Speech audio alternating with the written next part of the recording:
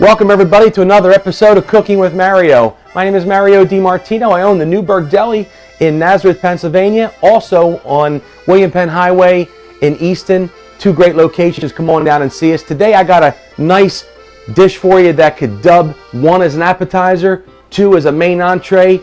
Your wife, your kids, your husband, your guests, the party favorite, they're going to love this dish. Everyone makes a variation of this dish. The Chinese make it, the Central Americans make it, Europeans, the Italians, but nobody makes a meatball better than the Swedish people. So when I come back, I'm going to show you how to make the authentic, classic Swedish meatball dish. But now a word from our sponsors, Elias Market, Allentown, Pennsylvania, also in Bethlehem on Linden Street, and we have Corvino and Verwise, Accounting Taxation Problem Services in Wind Gap, Pennsylvania. Be right back to show you how to make this classic dish, Swedish meatballs. Hi, I'm Joseph Elias, founder of Elias Market, featuring a wide selection of international food items and the freshest produce at the lowest prices. Elias Markets in Allentown and Bethlehem are filled with an ever-changing variety of just-picked fruits and vegetables, tender meats, fresh seafood, and deli products. Choose from aisles of international and hard-to-find food and household items. But don't take our word for it. Stop in and see for yourself. IRS Problems? Corvino and Verwise, local specialists in tax controversies, has your solution. Save time and money. Never talk to the IRS again. Call today for a free consultation.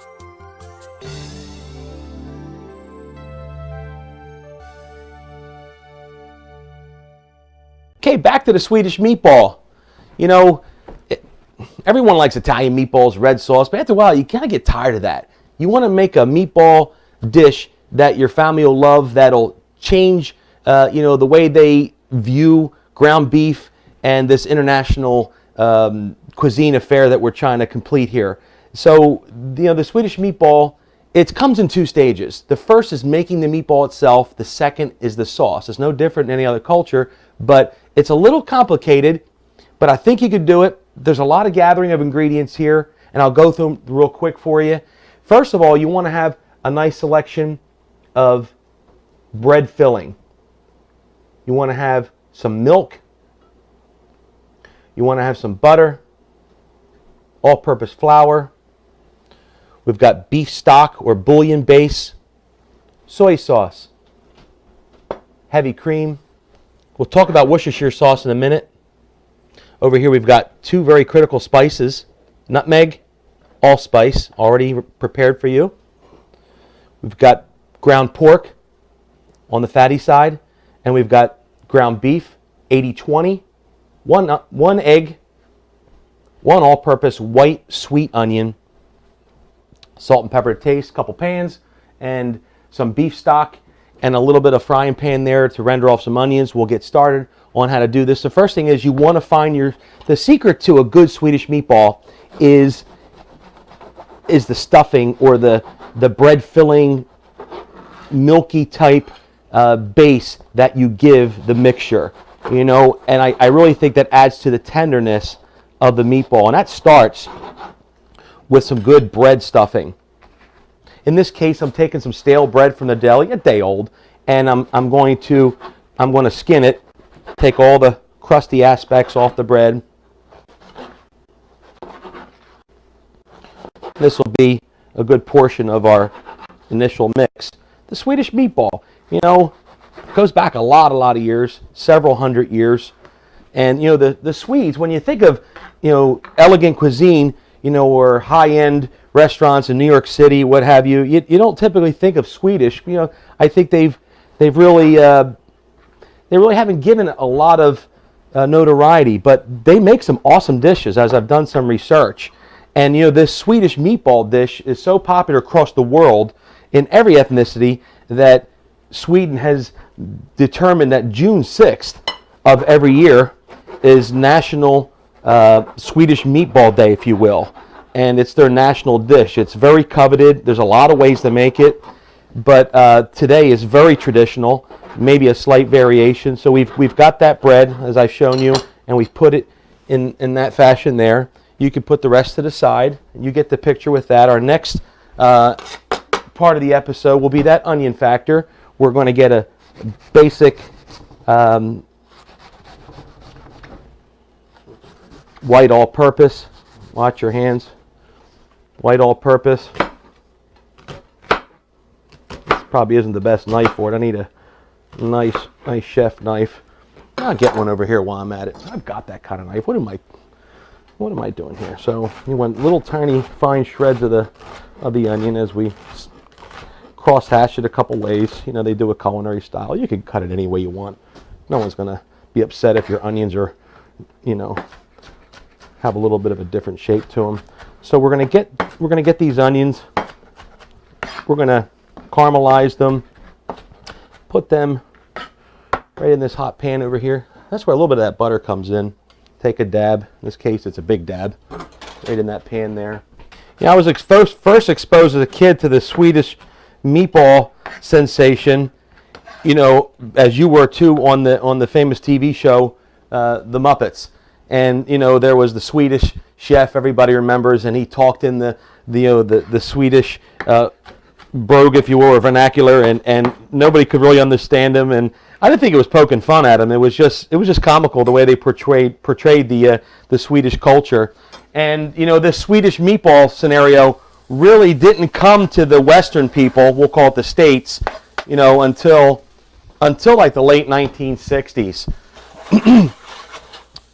It came to the States in two ways. One, believe it or not, was the famous, I won't mention their names too much, but the famous do-it-yourself furniture assembling company that popped up all over the country in the late 60s, early 70s, where you bought this Formica type furniture and you brought it home and it's like a modernized kit and you put it together. And believe it or not, they had like a promo because they were from Sweden, and they introduced the Swedish meatball as part of one of their marketing campaigns.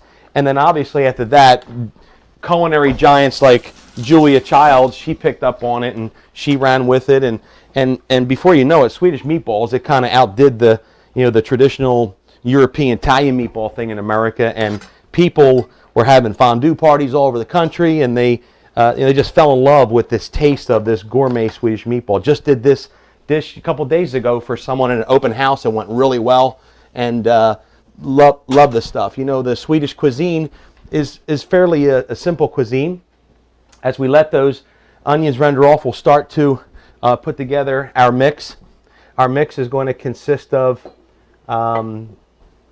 breadcrumb. You know, there's not a lot of measuring here, so it's kind of like by eyeball, and you'll get the idea of how this works by just experimenting. We're going to add some cream, or in this case some milk, to the breading batter or the filler to give it that mushy substance. It looks a little off in the beginning, but you say, how does all this work? Well, it does, because you know, it's the magic of the ingredients. You know, what you don't see sometimes is where all the secrets are.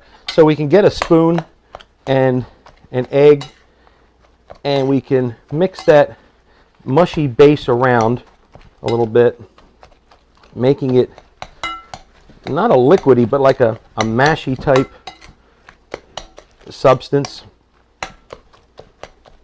almost like a slurry. So if you want to add a little bit more milk or cream to it to get it going.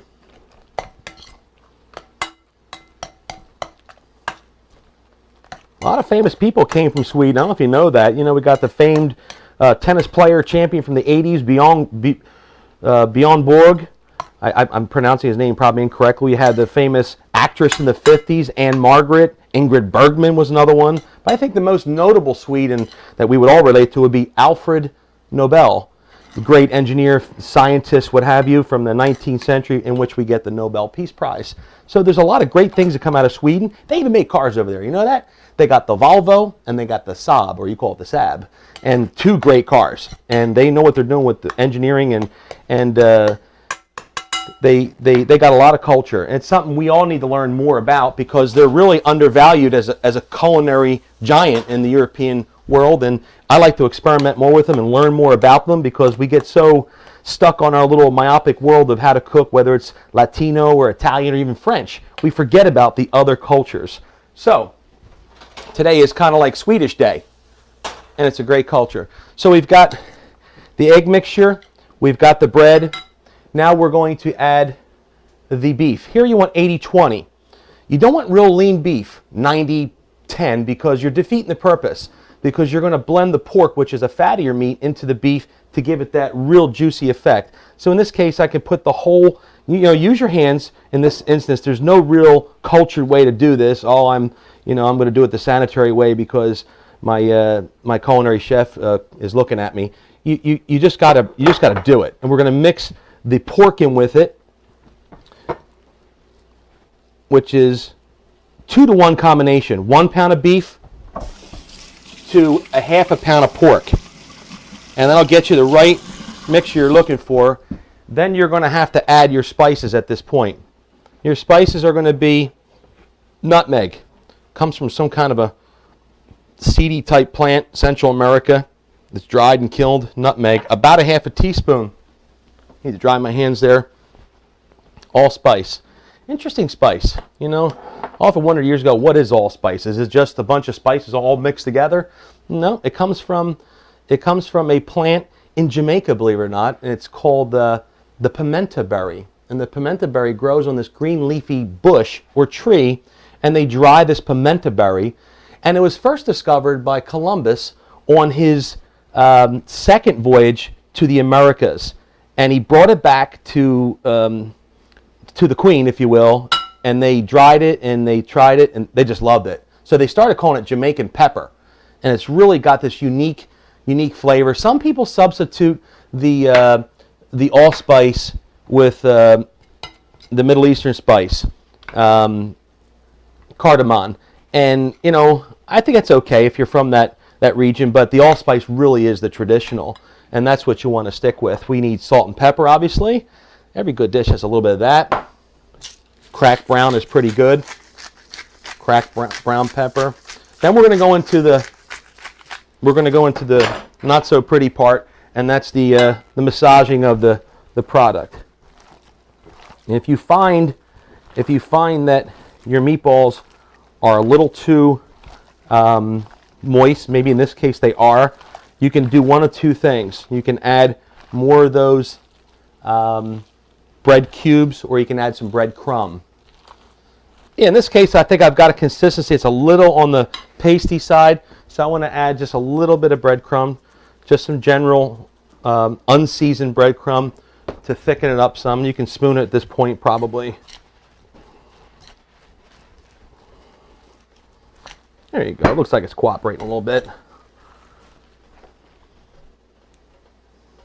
We're getting our pan ready here in the front for the second tier of the meatball configuration. The next ingredient to add is going to be the caramelized onions right in the mix with your ground beef and your pork mixture. Oops, a little stove action going on there. Mix that through nice. You want that caramelized onion juice mix in real good.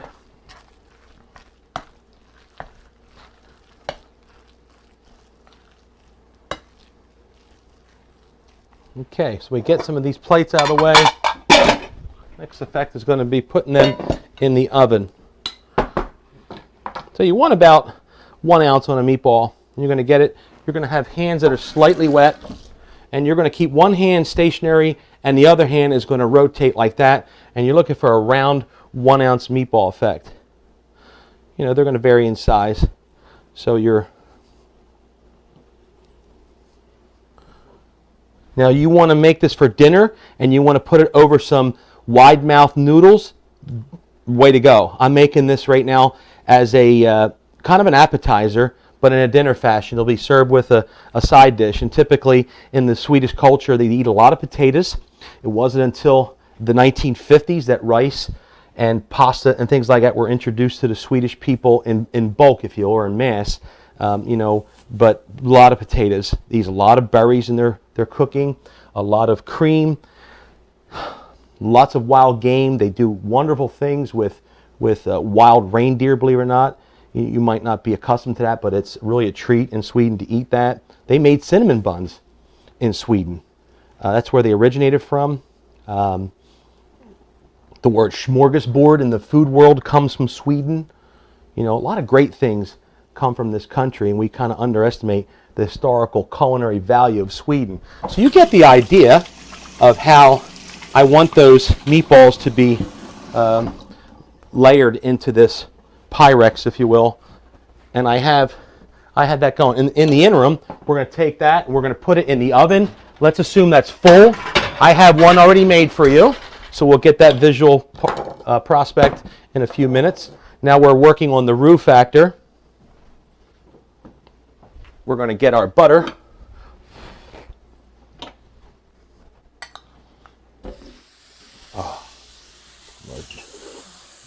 We're going to get our butter. That's right if you brown it a little bit, because the gravy is brown, if you will. No one's going to be upset, oh, my gravy isn't quite as opaque as I'd like it to be. I never heard that before. A whisk would be in fashion here at this point. Use stainless steel in this process. Don't use a non-stick pan and put metal objects in there. That wouldn't be too good. Simply just add a little bit more butter. You can hold that little butter stick there, work it around.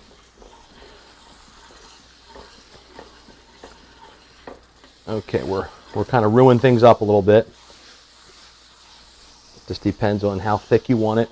It's about the consistency you're looking for, maybe just a little bit more.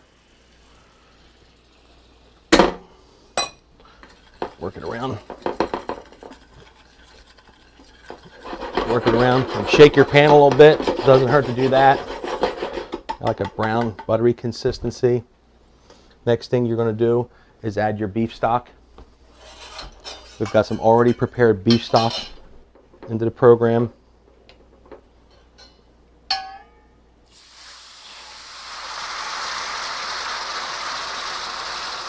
Just add a little bit of time as you need it. Thicken it or thin it. Let it reduce some. In this case, I want to bring a little bit more into the picture. I want my meatballs to really be covered in this brown gravy. Okay. A lot of conjecture over the next ingredient. Some people say Worcestershire sauce from the old country. I'm finding out a lot that the soy sauce, just a little bit, maybe a half a teaspoon, is in order. The soy sauce is rather authentic for the Swedish traditional meatball.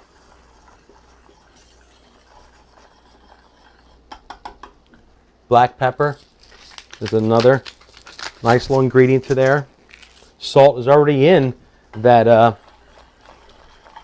soy sauce. If it gets a little thick on you like this, you don't want ultra lumpy gravy. You do want gravy that's movable. And last but not least, as a colorful thickening agent, a little bit of heavy cream. Let that reduce up. Now we're getting that pretty caramel looking gravy that's going to solidify your dish. And as that's working down to its final stages, I want to pull out my pre-made meatballs, Swedish style, that we already have right here. I've cooked them off a little earlier for you. We can gently work them into our base gravy here. Keep the meatball fat out of it, because I find that it makes it too oily. You're going to let them simmer just a little bit.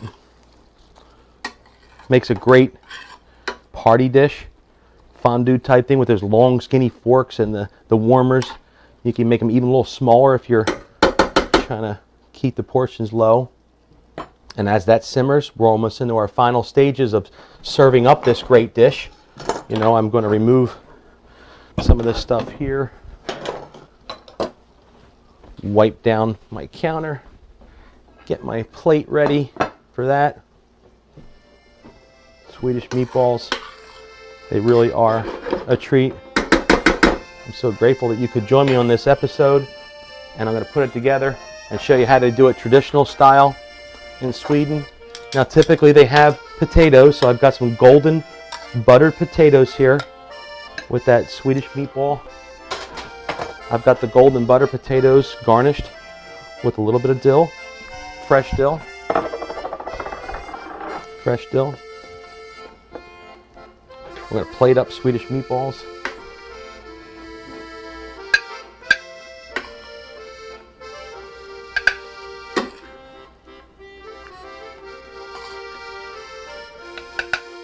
Oh my, aren't they just lovely? These will be the talk of your party. You give these to somebody who never had them before, they'll come back and they'll like you. And to finalize it, I've got some lingonberry sauce, if you will, that's typical in this dish and traditional, and it's served a lot sometimes with pickled cucumber, which I've neglected to make for you today because of our time restraints. But I'm going to try one of these meatballs and see how they did in this luscious, creamy brown gravy. Oh, the kids are going to love them. You're just going to want to stay home and dip your bread in it, have these lovely potatoes.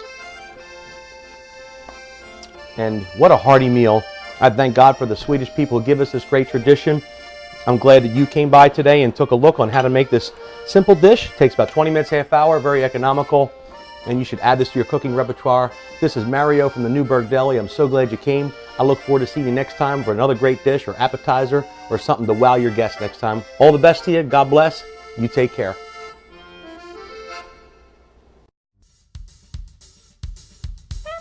Hi, I'm Joseph Elias, founder of Elias Market, featuring a wide selection of international food items and the freshest produce at the lowest prices. Elias Markets in Allentown and Bethlehem are filled with an ever-changing variety of just-picked fruits and vegetables, tender meats, fresh seafood, and deli products. Choose from aisles of international and hard-to-find food and household items. But don't take our word for it. Stop in and see for yourself. IRS Problems? Corvino and Verwise, local specialists in tax controversies, has your solution. Save time and money. Never talk to the IRS again. Call today for a free consultation.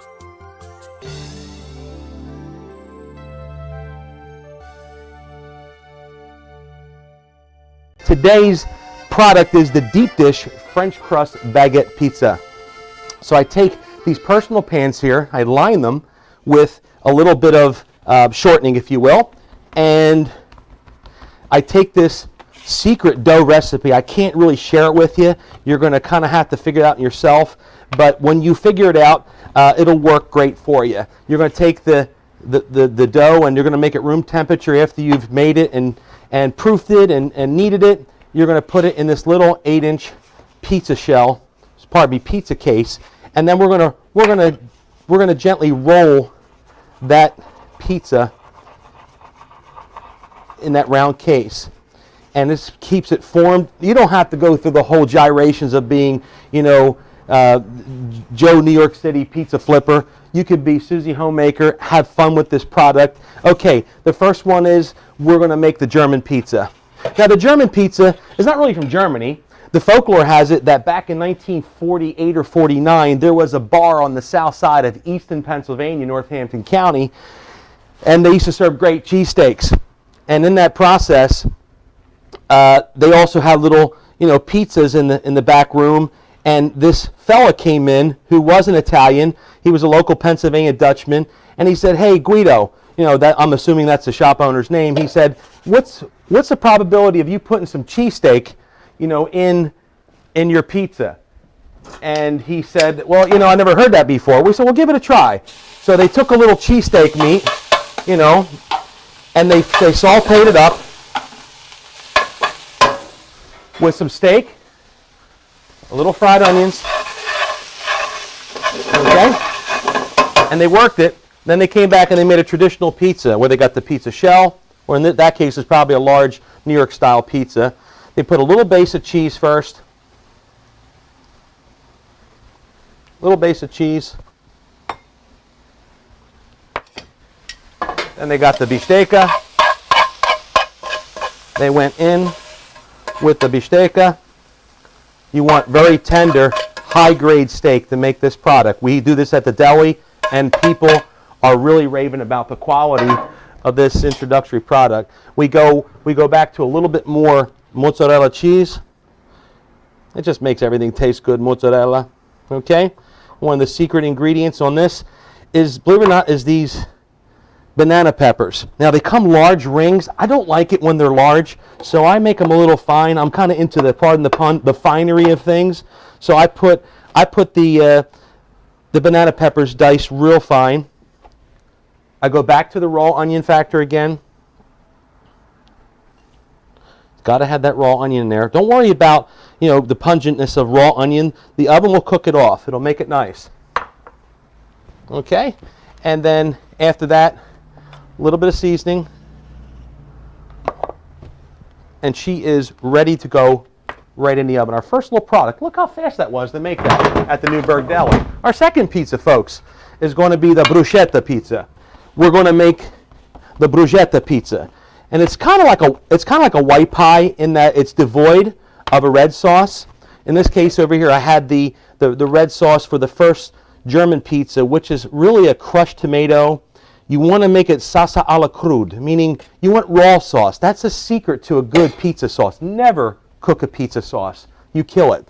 And you don't want all these green Christmas tree herbs and everything in there. Keep it very light. A little bit of garlic powder, a little bit of salt, a little bit of sugar, key ingredient, dry basil, very lightly in there. So as we make this next pizza, we're going to put that in the pan. We're going to try to, again, roll it up and make that crust for this bruschetta. The bruschetta pizza incorporates a couple other things that we didn't do in the German, and that was we put a base of beautiful olive oil on the bottom. You don't have to really rub it through, just make it generically in there. And then we're going to give it a small base of the mozzarella. Very easy pizza to make. Small base of the mozzarella. The secret ingredient here is the ricotta, okay? Fresh ricotta. I use this one brand around here I just love. Okay, basil is our key. That's our next ingredient on this secret bruschetta pizza. Fresh basil.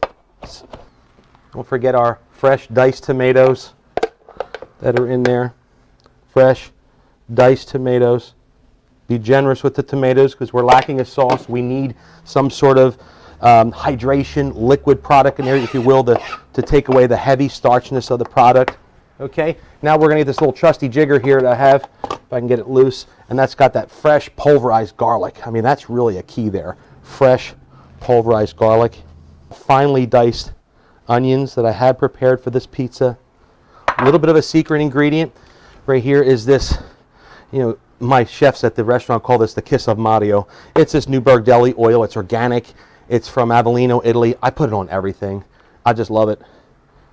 It just zips up the flavor and every little bit of organic oil. Special seasoning, SPG combination like that. And folks, she is literally ready for the oven such as this. Okay, folks, now for the final step, we're going to take out that removed pizza from the 8-inch deep crust shell tray, and we're gonna plate up some pizza real quick. Okay, the first one's that German pizza. Look how pretty that came out, folks. Isn't that nice looking? The next one's coming out is that famous bruschetta pizza. The bruschetta pizza, Italian style with the ricotta, the garlic, the onions, the basil. Finalize it with a little bit of that beautiful oil on both of them. Believe it or not, the German pizza actually can get a little bit of oil for flavor. And we've got these two gorgeous deep dish French crust baguette pizzas brought to you by Unique Recipes from NEWBURG Deli. I'm Mario, chef and cook at NEWBURG Deli, and your friend in the neighborhood. Come on by and see us sometime. I wish you the very best. I look forward to seeing you next episode. God bless you and God bless America.